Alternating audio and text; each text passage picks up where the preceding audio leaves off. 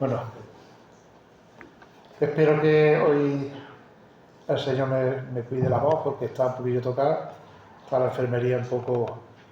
Si me quedo en silencio, me perdonáis porque es por la voz. Muy bien. Antonia, gracias porque me ha hecho la introducción de la predicación con lo que nos has contado. Nos alegramos siempre que vemos ejecutarse la voluntad del Señor. Y como en tu caso ha sido en 24 horas, pues la historia de hoy también ha sido en 24 horas, como el Señor, una cosa que parecía imposible, la hizo posible, ¿no? Y fue justo en 24 horas. No sé si estáis de acuerdo conmigo en que el poder de Dios lo vemos cada día. Es que el otro día oí un comentario de que la situación que estamos viviendo, con guerras, con amenazas de guerra, eso es un ruido raro. Ahí, vamos a ver si podemos evitar. Estamos viviendo una situación en la que la mayoría dicen que está cambiando el orden mundial, que está habiendo muchos cambios. Y oí un comentario que dijeron que no se ve el poder de Dios en estos días, ¿no? Y entonces yo pensaba, y estoy convencido de que el poder de Dios lo vemos en cada minuto de nuestra vida, en cada momento, lo vemos en la naturaleza, lo vemos en estos días que hemos tenido de lluvia, lo vemos en muchos sitios, ¿no? Pero hay momentos en que el poder de Dios nos impresiona, ¿no? Por medio de la naturaleza. No sé si a vosotros ha pasado con una tormenta en el mar o en la montaña, en algún sitio, que habéis sentido totalmente maravillados por el poder del Señor. Sí, a mí me ha pasado. Yo voy a comentar brevemente y que sirva de introducción porque tiene que ver con el pasaje. No sé si conocéis, en Marto, en la subida a la peña, había unas charcas, unos charcones, y esos charcones, pues nosotros de chiquillos y de adolescentes y de jóvenes nos bañábamos allí. Y las charcas siempre tenían agua y estaban llenas de animales. Había salamandras, había ranas, renacuajos, había tritones, había de todo. Pero vino, creo que fue por el año 90, una sequía que duró hasta el año 95. Y en esa sequía, el primer año, se secaron las charcas. Las charcas que estaban llenas de vida, pues estuvieron, yo creo que fueron por lo menos 3 o 4 años en las que estaban secas. Pero luego, cuando en el año 95 empezó a llover otra vez fuerte, como estamos viendo estos días, pues otra vez las charcas se llenaron de agua.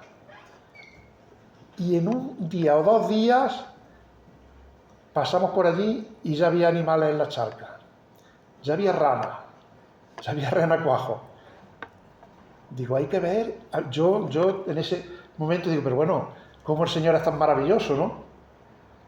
Que de lo que parecía muerto, de lo que parecía seco, ha creado vida en abundancia. Luego tiene su explicación, ¿no? Eso tiene su explicación. Porque al secarse, las grietas que forman la tierra, ahí depositan las ranas, los huevos, y ahí están en una temperatura y en un estado que estuvieron, bueno, pueden estar años y años. Y luego en el momento que la charca se llena otra vez, vuelve a haber vida, ¿no? Digo esto porque algo muy parecido ocurre en la historia de hoy. Os recuerdo que estamos con Eliseo. Me encanta Eliseo, estoy disfrutando mucho, estoy aprendiendo muchísimo de él. Y es un personaje que hablando muy poco, eso es difícil, ¿eh? Hablando muy poco dice mucho y enseña mucho. Y cuando estudio Eliseo a veces me acuerdo del vídeo que nos manda Ramón al grupo de hombres, de varones, que, ¿cómo se llama Ramón? El hombre que hace, ¿te acuerdas? Jaime Martínez, ¿no? Bueno, pues este hombre, Fernández, en un minuto, puede ser un poquito más de un minuto, un poquito menos, pero un minuto más o menos, hace una enseñanza con su aplicación de la palabra del Señor, de un pasaje.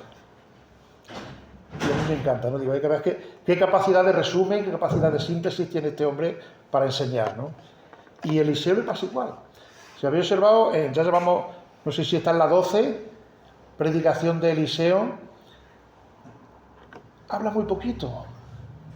Y en esta de hoy también, habla poco, pero dice mucho, ¿no? Vamos a ver un poquito el contexto. Estamos en el capítulo 7 de Segunda de Reyes. Lo pasas tú, Jonas, cuando yo te diga cómo funciona esto. No, porque no lo hemos preparado. Vale, pues cuando yo te vaya diciendo lo vas pasando. Déjalo ahora sí. Aquí. Ahí. La técnica.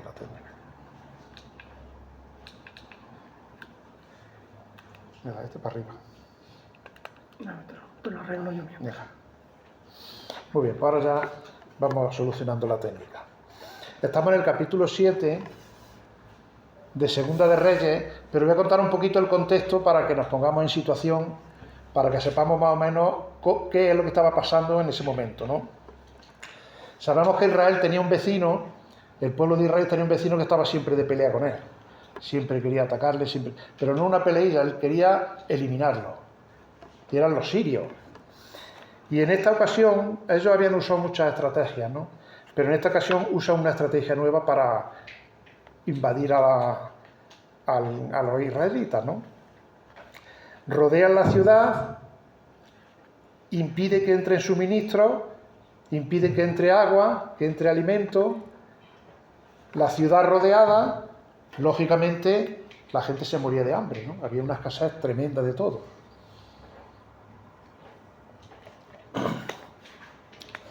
Los precios de los alimentos, había una inflación grande y bueno, era una situación tremenda, ¿no? Porque en el contexto, en el capítulo 6, narra una frase que la vamos a leer, pero es fuerte, ¿no? Es fuerte la situación de hambre que estaban pasando allí el pueblo de Israel.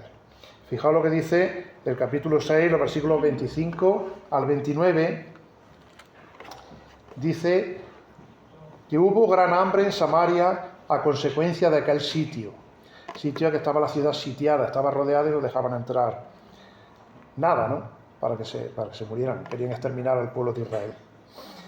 Tanto que la cabeza de un asno se vendía por 80 piezas de plata y la cuarta parte de un cap de estiércol de paloma por 5 piezas de plata. O sea, la inflación se había disparado. Era una situación tremenda, ¿no? Y pasando al rey de Israel por el muro, una mujer le gritó y dijo: «Salva, rey, señor mío». Y él dijo: «Si no te salvas Jehová, ¿de dónde te puedo salvar yo? ¿Del granero o del lagar?». Y le dijo el rey: «¿Qué tienes?». Ella respondió: «Esta mujer me dijo: da acá tu hijo y comámoslo hoy, y mañana comeremos el mío». Cocimos pues a mi hijo y lo comimos. Y el día siguiente yo le dije: da acá tu hijo y comámoslo. Mas ella ha escondido a su hijo. O sea, he querido leer esto para que veamos la situación tan tremenda que había en el pueblo de Israel por entonces, ¿no? Llegando hasta una situación de canibalismo. Una situación realmente desesperante. Y Eliseo era el portavoz de Dios en esa situación, en medio del pueblo. La mayoría del pueblo se había apartado del Señor y estaban siguiendo a otros dioses, ¿no? A dioses paganos, a Baal y a otros dioses.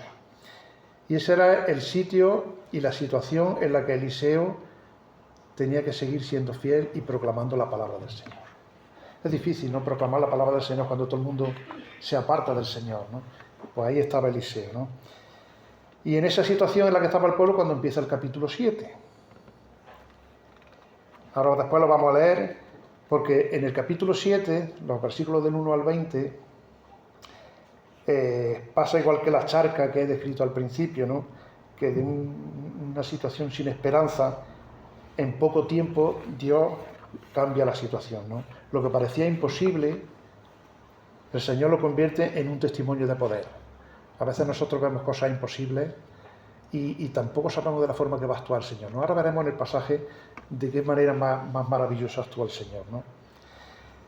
No solo el Señor restaura, ¿no?, lo que parece perdido, sino que en 24 horas, lo hizo en 24 horas, ahora lo leeremos, lo llena de abundancia. Vamos a leer el pasaje que está en Segunda de Reyes, capítulo 7, los versículos del 1 al 20. David, ¿tú quieres, por favor, ayudármelo a leer? Porque se va un poquillo la garganta. Son 20 versículos.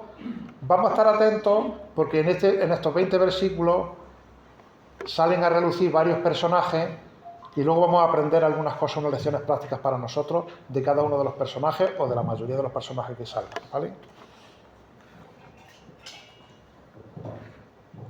¿Lo tienes?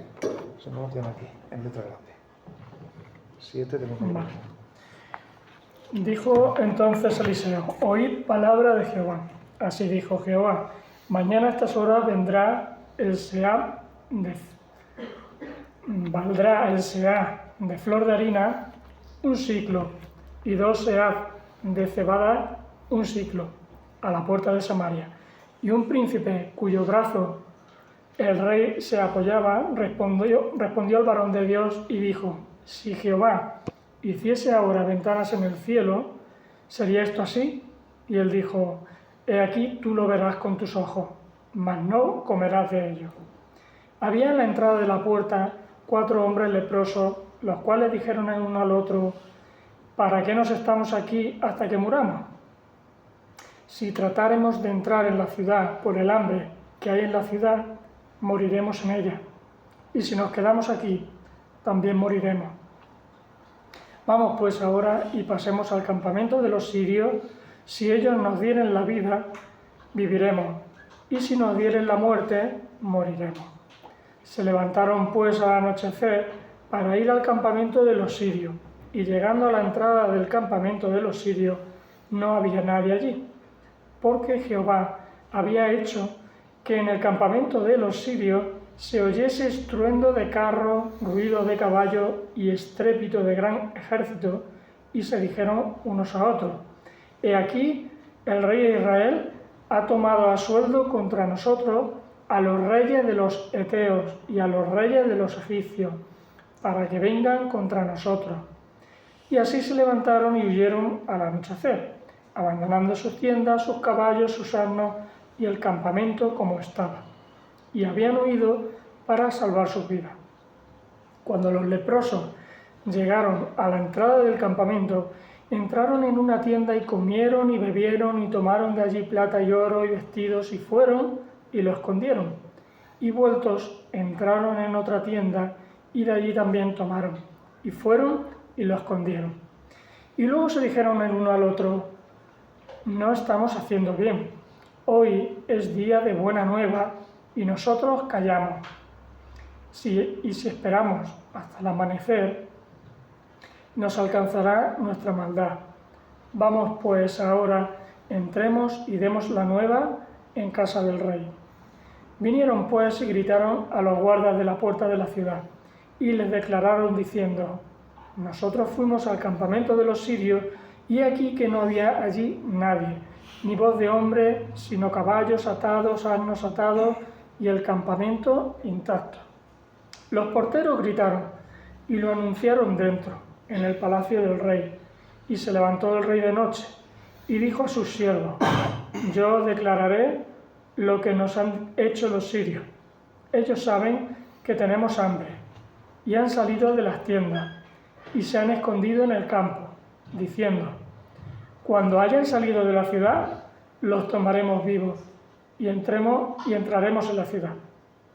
Entonces respondió uno de los siervos y dijo: tomen ahora 5 de los caballos que han quedado en la ciudad, porque los que quedan acá también perecerán, como toda la multitud de Israel que ya ha perecido.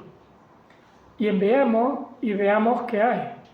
Tomaron pues 2 caballos de un carro, y envió el rey al campamento de los sirios, diciendo: id y ved. Y ellos fueron y los siguieron hasta el Jordán. Y aquí que todo el camino estaba lleno de vestidos y enseres que los sirios habían arrojado por la premura. Y volvieron los mensajeros y lo hicieron saber al rey. Entonces el pueblo salió y saqueó el campamento de los sirios. Y fue vendido un seah de flor de harina por un siclo, y 2 seah de cebada por un siclo, conforme a la palabra de Jehová. Y el rey puso a la puerta a aquel príncipe sobre cuyo brazo él se apoyaba, y lo atropelló el pueblo a la entrada y murió, conforme a lo que había dicho el varón de Dios, cuando el rey descendió a él. Aconteció pues de la manera que el varón de Dios había hablado al rey, diciendo: 2 seah de cebada por un siclo, y un seah de flor de harina será vendido por un siclo mañana a estas horas, a la puerta de Samaria. A lo cual aquel príncipe había respondido al varón de Dios diciendo: si Jehová hiciese ventanas en el cielo, ¿pudiera suceder esto? Y él dijo: he aquí tú lo verás con tus ojos, mas no comerás de ello. Y le sucedió así, porque el pueblo le atropelló a la entrada y murió. Muy bien, muchas gracias, David, por ayudarme. Esa es la palabra del Señor. Ahí salen varios personajes y yo he titulado un poco el tema como la provisión que lo supera todo. Dice el versículo 1, Eliseo: oíd palabra de Jehová, así dice Jehová. Mañana a esta hora valdrá el seah de flor de harina un siclo. Cuando estaba costando hace poco 80 piezas de plata, la cabeza de un asno, que prácticamente no vale para nada, un seah de harina, que pueden ser unos 3 kilos, estaba profetizando que la inflación iba a bajar, que se iba a quitar el hambre y que la situación se iba a normalizar. Así que vemos la reacción de algunos personajes y vamos a aprender algunas lecciones prácticas para nosotros y algunos atributos de Dios, como el Señor también obra en esta situación, ¿no? El primer personaje es el rey Joram, el primer personaje que vamos a ver. Yo no sé si quieres pasar. El rey Joram, ahí está. El rey Joram, su actitud en esta historia simboliza la desesperación y la duda del hombre en una situación crítica. Cuando tenemos una situación crítica, él busca su propio razonamiento y es como si fuera una mezcla de impotencia y de falta de visión espiritual, ¿no? En pasajes anteriores hemos visto a Eliseo pidiendo visión espiritual para su ayudante, ¿no? Decía: Señor, abre los ojos para que vea. Pues este rey Joram, que era el rey de Israel por entonces, y como líder del pueblo, pues él debería de haber buscado la solución en el Señor, en la palabra de Dios. Sin embargo, la busca en soluciones humanas, la busca en sus propios razonamientos, ¿no? Y lo que vemos de este rey es una fe débil, una falta de confianza en el poder y en la palabra del Señor. La situación era difícil, ¿no? Pero Eliseo estaba profetizando con tranquilidad y este hombre no estaba creyendo la palabra del Señor, ¿no?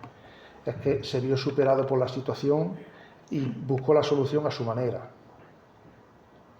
En vez de buscar una guía espiritual, él lo que hace es que se hace sabio en su propia opinión. El versículo 12 dice: yo os diré lo que han hecho los sirios.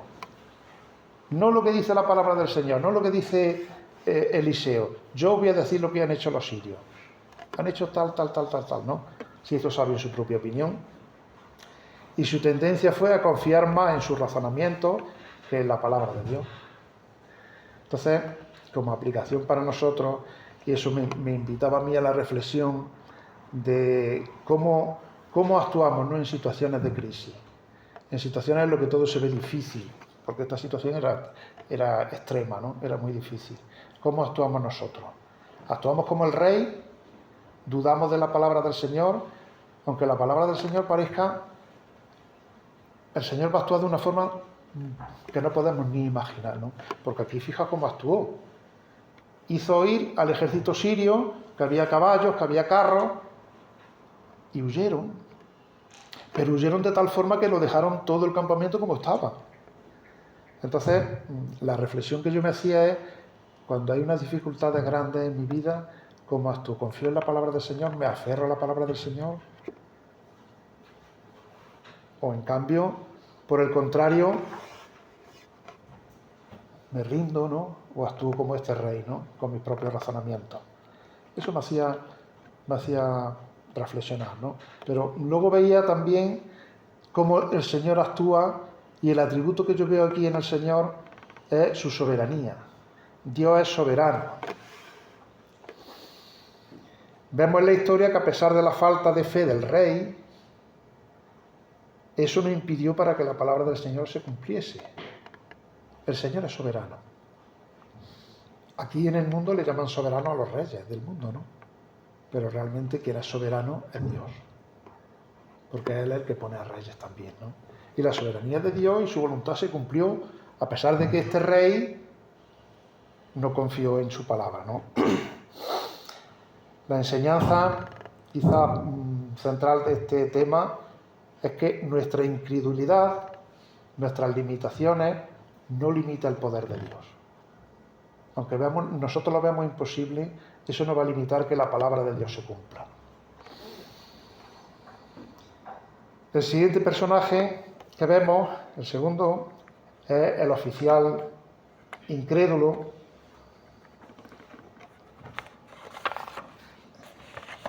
Este es un personaje, no sé si habéis encontrado alguna vez con un tipo así, ¿no? Pero es un personaje que lo sabe todo.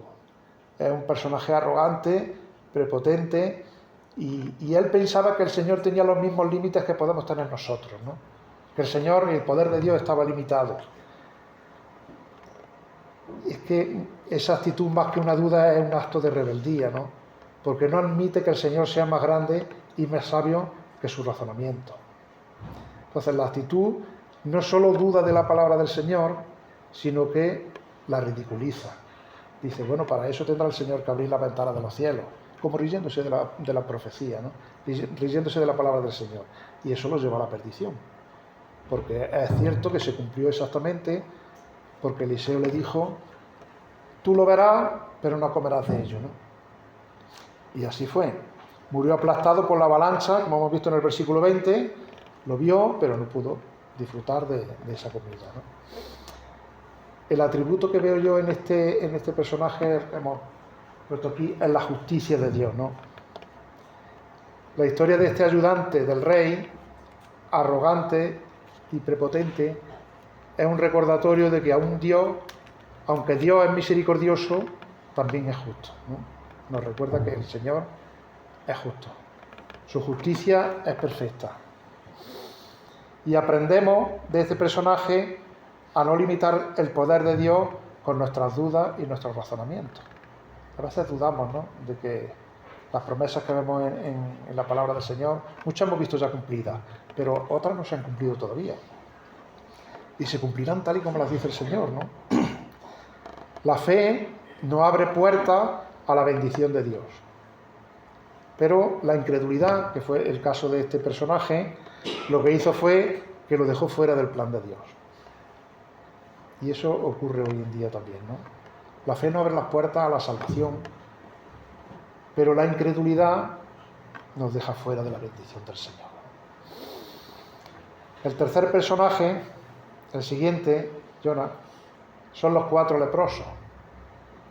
No sé con cuál de los personajes nos podemos identificar, ¿no?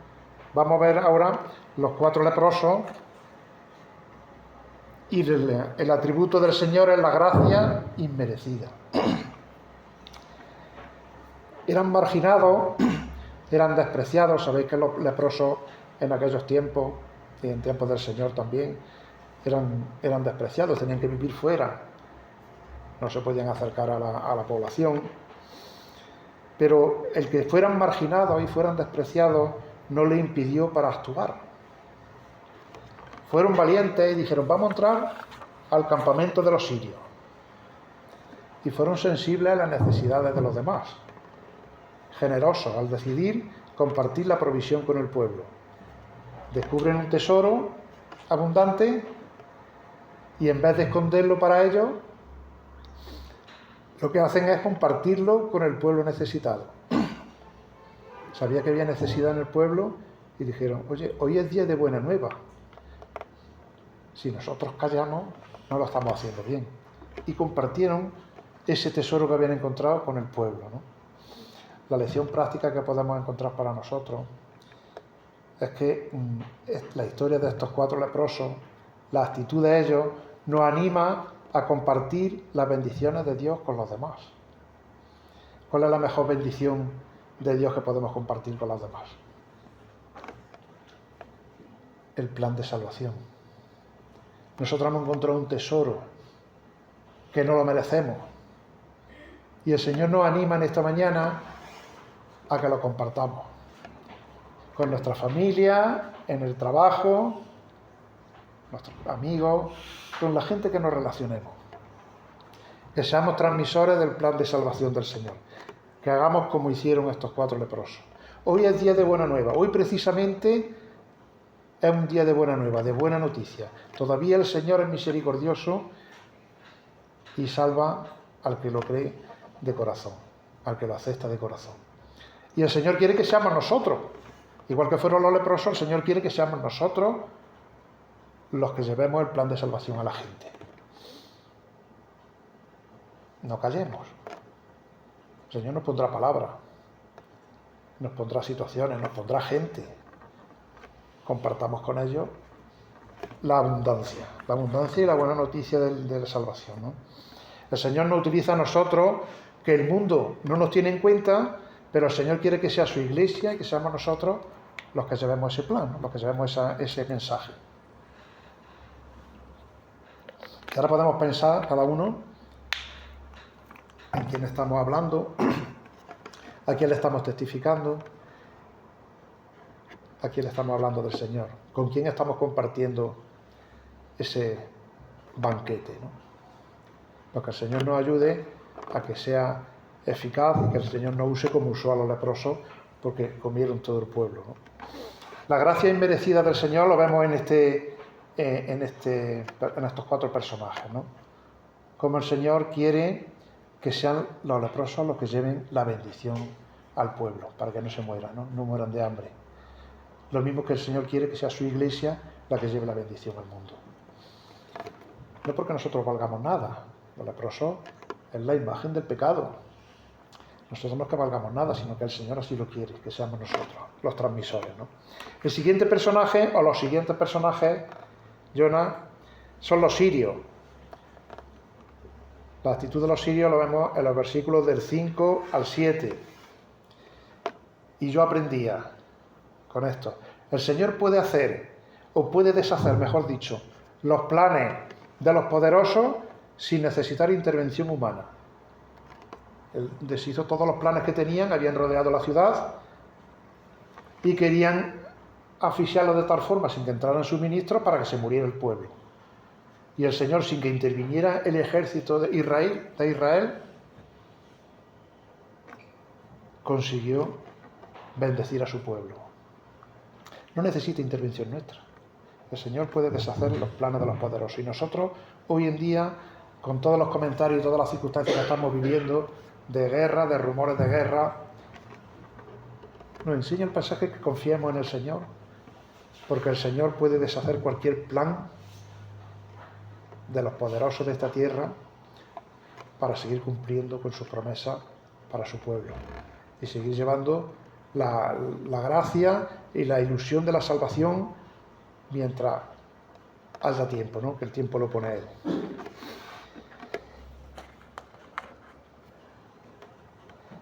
Su huida, la huida de los sirios, cómo huyeron cuando el Señor le hizo que oyeran, no era real, pero Él hizo que oyeran ese ruido de carro y de caballos, y entonces su huida nos muestra a nosotros la incapacidad que tenemos para hacer frente y para resistir el poder de Dios.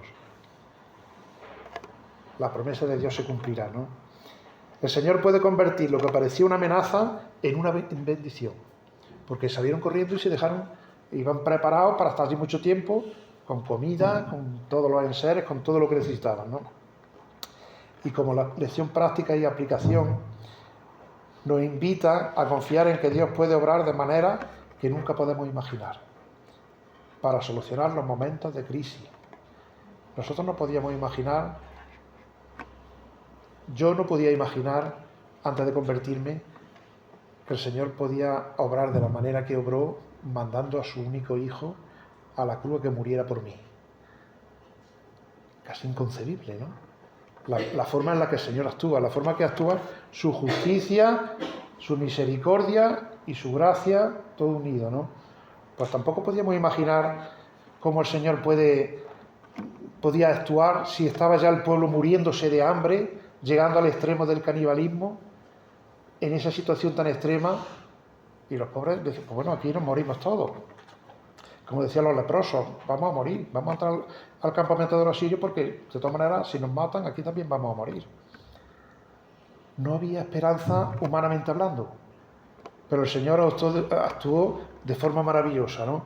Hizo que a lo largo de la historia de Eliseo actuó de muchas maneras. En otra ocasión, en una batalla, iban a la batalla y le dijo, cavar zanja. Vamos a cavar. Y cavaron zanjas, se llenó las zanjas de agua. Al amanecer el sol brilló sobre la agua y el enemigo se confundió pensando que era sangre, que había una guerra y fueron a coger el botín y fueron atrapados, ¿no? Entonces el Señor actuó de una manera maravillosa, ¿no? Y en esta situación actuó de una manera maravillosa, ¿no? El Señor nos invita a confiar en que Él puede obrar de forma que no podemos nosotros ni imaginar. Y el atributo que vemos, pues, es el poder sobrenatural del Señor, ¿no? Otro atributo único del Señor, ¿no? Actuó de una manera inesperada, milagrosa, y muestra que su poder y su capacidad para intervenir no tiene límites.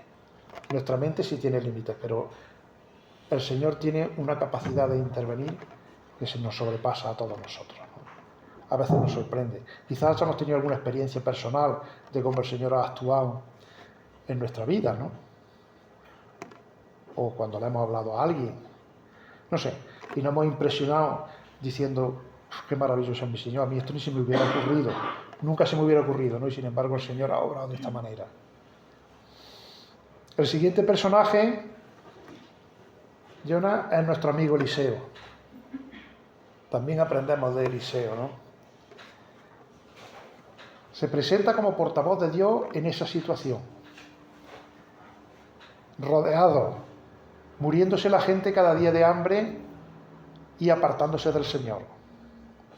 Una ciudad desesperada y rodeada. Y fijaos, vamos a leer el 6, 32 y 33. El capítulo 6, 32 y 33. Fijaos lo que estaba haciendo Eliseo en esa situación.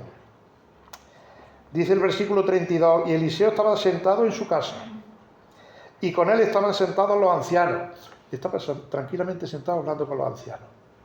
Y él sabía que venían a matarlo. Porque fijaos lo que dice. Y el rey envió a él un hombre.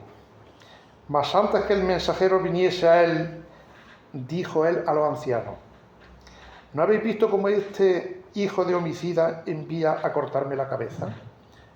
Cuando dice que es hijo de homicida el rey, es verdad, porque su padre era Acab y su madre Jezabel, y eran homicidas. Mandaron a matar a Elías. Mirad pues, y cuando viniera el mensajero, cerrad la puerta e impedirle la entrada. No se oye tras el ruido de los pasos de su amo. Aún estaba él hablando con ellos, y he aquí el mensajero que descendía a él, y dijo: ciertamente este mal de Jehová viene. ¿Para qué he de esperar más a Jehová? Estaba tranquilamente sentado en esa situación, hablando con los ancianos, ¿no? Inmediatamente después, el versículo 1 del capítulo 7 dice que en 24 horas la situación cambiaría, se quitaría el hambre, bajaría la inflación, los precios serían asequibles y todo el mundo podría comer. Si en medio de esa situación hay uno que dice eso, si no lo tratan de loco, porque imposible. Y él estaba confiado, sentado con los ancianos, se mantiene firme en la promesa del Señor. Aunque nosotros veamos la situación difícil, no sé si nos ha pasado alguna vez hablándole a alguien, ¿no? Cuando le habla de la segunda venida del Señor, pues quizás pueda parecer algo fuera de lo común, ¿no? Pero lo mismo que el Señor ha cumplido esta promesa, y nosotros lo sabemos porque ya ha pasado, también ha cumplido la promesa de la venida de su Hijo y de cómo nació. Se cumplirán todas, ¿no? Se cumplirán todas. Y nosotros tenemos que estar confiados, como estaba Eliseo, sentado hablando con los ancianos tranquilamente, sin alterarnos por la situación que nos rodea y confiando en la palabra del Señor. Porque iban en busca de él un hombre que había mandado el rey para cortarle la cabeza, para matarlo. Y él estaba tranquilo. Y dice: oís palabras de Jehová, así ha dicho Jehová: mañana a esta hora valdrá el seal de flor de harina un siclo, una moneda de plata, 3 kilos de harina, ya puede comer todo el mundo. Y 2 seas de cebada, de granos de cebada, un siclo, a la puerta de Samaria. Para todos los que estaban sitiados, para todos los que estaban rodeados, había abundancia. No sabemos cómo podría ser, ¿no? Pero ya lo estaba anunciando él. Habla con convicción de que las promesas del Señor se cumplirán. Una profecía que parecía imposible y no cambia ni se preocupa a pesar del sarcasmo del oficial, porque fijaos lo que dice el versículo 2. Cuando termina de decir la profecía Eliseo, dice el versículo 2: y un hombre sobre cuyo brazo el rey se apoyaba, respondió al varón de Dios y dijo: si Jehová hiciese ahora ventana en el cielo, ¿sería esto así? Se estaba riendo de la profecía. Ni que el Señor abriera ventana en el cielo puede ocurrir una cosa así. Y él dijo: he aquí que tú lo verás, mas no comerás de ello. Otra profecía le estaba dando, ¿no? Que se cumplió en el versículo 20. Con su actitud demuestra que su misión no es convencer a nadie. Él no insistió en convencer a este ayudante del rey, al que el rey se apoyaba. Y eso nos enseñaba a nosotros y me enseñaba a mí también, ¿no? Que cuando hablemos del Señor, nuestra misión no es convencer a nadie. Hermano, no intentes convencer a nadie. El Señor es quien convence, su Espíritu Santo. Nosotros somos instrumentos para llevar la palabra del Señor y el mensaje de salvación a la gente, pero no estamos para convencer a nadie. Lo mismo que hizo Eliseo, ¿no? Y como aplicación también, yo veía cómo confiaba Eliseo plenamente en las promesas y en la palabra del Señor, ¿no? Incluso cuando hay crítica y cuando hay burla. Muchas veces hemos estado en el mercadillo, me acuerdo ahora, ¿no? Y nos han dicho: ¿pero qué hacéis aquí? ¿Cuánto os pagan por estar aquí? Se burlaban, ¿no? Sin embargo, nosotros estábamos convencidos que lo que hacíamos era la voluntad del Señor. Nosotros no convencíamos a nadie de lo que hacíamos allí, ni de por qué estábamos, simplemente le dábamos un folleto o si querían hablábamos con ellos. Entonces me enseñaba también Eliseo, ¿no? Que cuando se rió este oficial del rey, no trató de convencerlo y decirle: oye, que lo que te estoy diciendo es palabra de Dios, que lo que te estoy diciendo se va a cumplir. No, él no se esforzó. Si tú desprecias la misericordia del Señor, pues tú mismo te has condenado. Para nosotros esto significa que nuestras decisiones deben estar basadas en la palabra del Señor y no en nuestros propios razonamientos.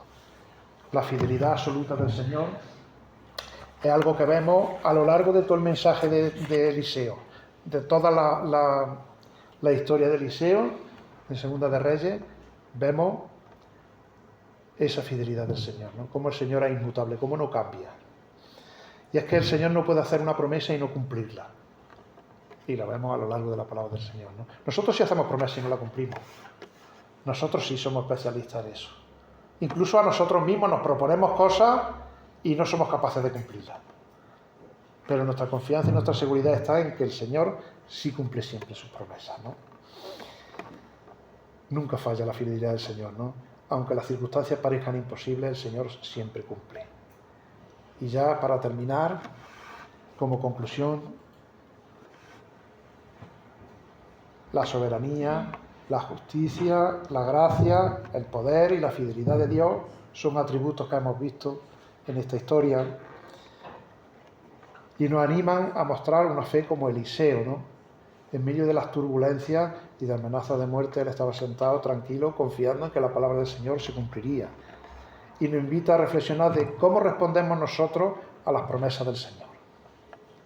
Si el Señor nos dice, no te dejaré ni te desampararé, ¿cómo respondemos nosotros a esas promesas, no? Como Eliseo, diciendo amén. Será en 24 horas. O como el oficial del rey. Lo tomamos como un poquillo de risa, ¿no? Una reflexión. Incluso cuando no entendemos cómo va a actuar el Señor, podemos descansar en su soberanía. No sabemos cómo tú lo vas a hacer, Señor, pero yo sí que lo vas a hacer, porque lo has prometido. También esta historia nos anima a actuar como los 4 leprosos. Debemos llevar las buenas noticias de la provisión de Dios a los demás. Y eso es como un tema central que podemos sacar de enseñanza en esta mañana, ¿no? La provisión de Dios la sabemos y la tenemos y podemos llevarla a los demás, ¿no? A las que no la conocen. Así que nuestro Dios se revela en esta historia como un Dios capaz de transformar la desesperación en gozo, la crisis en provisión, como el título que yo le he puesto, la provisión que lo supera todo, una provisión abundante, y el temor en confianza. Así que esta historia nos anime a rendirnos a Él, a confiar en el Señor plenamente, porque su carácter es de cumplir las promesas. Así que el Señor bendiga su palabra.